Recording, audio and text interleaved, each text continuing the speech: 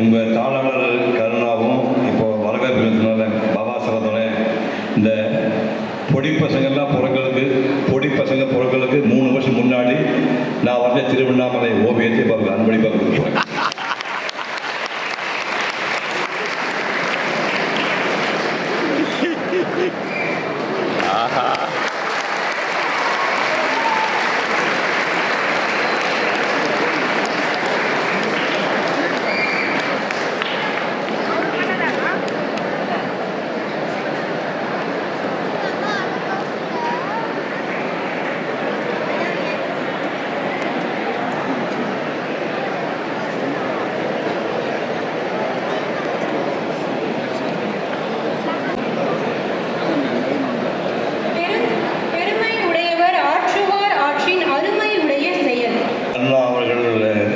துவக்க வாழ்க்கை ஓவியம் சொன்னார்.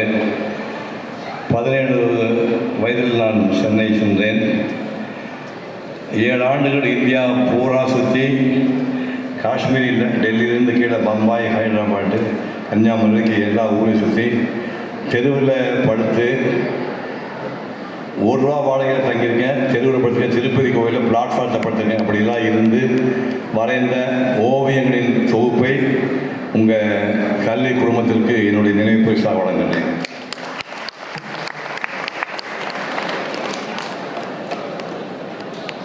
ஒன்று வேணும், சும்மா பாருங்கள். இதை இப்போ நான் காட்ட போகிறோம். இதை தான் இப்போ நீங்கள் மேடையில் பார்க்க போகிறீங்க.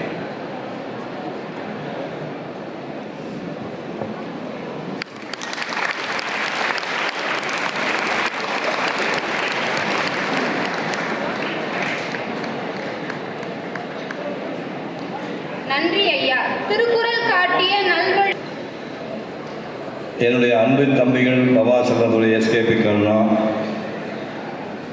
உங்கள் கல்லூரி CEO சக்தி கிருஷ்ணன், அரங்கத்தில் அமர்ந்திருக்கின்ற அனைத்து பெரியவர்கள், அன்பு குழந்தைகள் அனைவருக்கும் காலை வணக்கம். குழந்தைகள்லாம் நீங்கள் தான், யாரும் நினச்சிக்காதீங்க. பேர குழந்தைகள் பேர குழந்தைங்க நீங்கள்லாம் என் வயசுபடி பேர குழந்தைகள். காலை வணக்கம். நான் முதலே சொன்னேன் இல்லையா, ஒரு 7 ஆண்டுகள் வந்து இந்தியா போலான்னு சுற்றி நான் ஓவியம் வரைந்தேன்.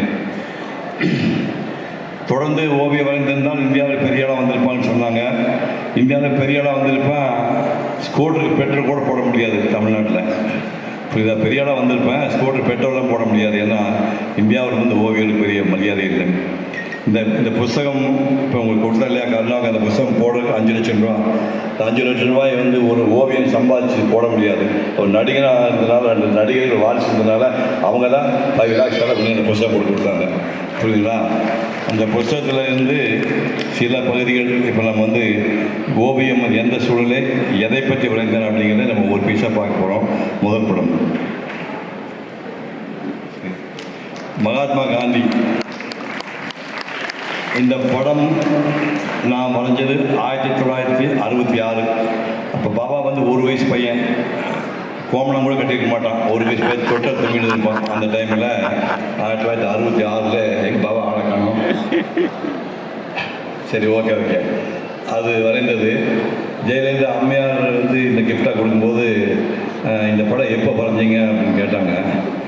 அவன் உண்மையை சொல்லட்டுமா சொல்லுங்க, நீங்களும் நானும், ஜெயலலிதா அம்மையார் நானும் SS வாசன் டைரக்ஷனில் மோட்டார் சுந்தரம் பிள்ளை படத்தில் நடிச்சிருக்கும் போது வரைஞ்ச ஓவியம் என்று சொன்னேன்.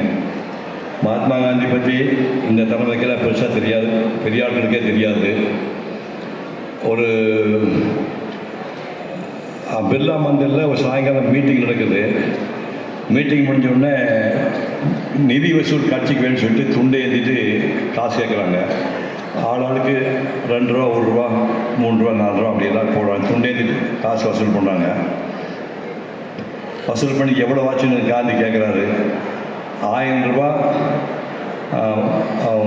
1001 ரூபா இருப்போம். காரணம் ஒரு காரணம் 3 பைசா. அவங்களுக்கு என்னன்னு தெரியாது. 3 பைசா வந்திருக்கிறாரு. சரி, நாளை காலையில் கொண்டு போய் பேங்க்கில் டெபாசிட் பண்ணு காந்தி சொல்கிறாரு. மறுநாள் காலையில் பேங்க்குக்கு இந்நாள் போயிட்டு படைவெளி கவுண்ட் பண்ணி பார்த்தா அந்த காலனா 3 பைசா டோட்டல் கவுண்டில் குறையுது. எவ்வளவு? வெறும் 3 பைசா. வீடியெலாம் கூட வாங்க முடியாது. 3 பைசா குறைஞ்ச விட நல்லா தேடி பார்க்க எல்லாம் பார்த்துங்க. அப்போ அப்போ என்னத்துவம் நாம் பிச்சை எடுத்து வசூல் பண்ணுறோம், இதுலேயே ஒருத்தர் கை வைக்கிறானா?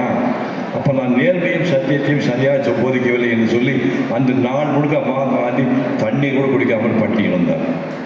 உலகத்தை எங்கே கேள்விப்பட்டீங்கன்னா, ஒரு காலனா கணக்கில் வரலைங்கிறதுக்காக அந்த ஒரு நாள் பூரா பட்டியல் ஒரு மகாத்மா. இந்த நாடு காந்தி தேசம் என்று ஏன் சொல்கிறோம்னா இந்த மன்னருக்காக தான். இதை 1966 நான் வரைந்து முடியும். அடுத்தது